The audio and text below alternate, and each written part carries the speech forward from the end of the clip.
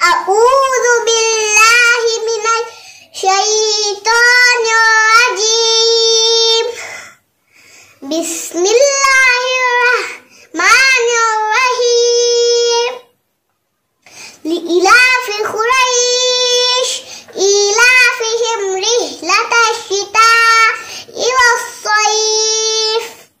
فَلْيَعْبُدُوا رَبَّ هَذَا الْبَيْتِ الَّذِي أَطْعَمَهُم مِّن جُوعٍ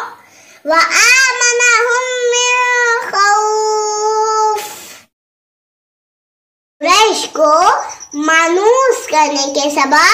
سردیوں اور گرمیوں کے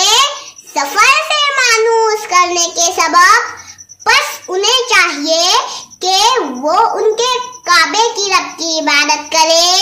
جس نے انہیں بھوک میں کھانا کھلایا اور خوف میں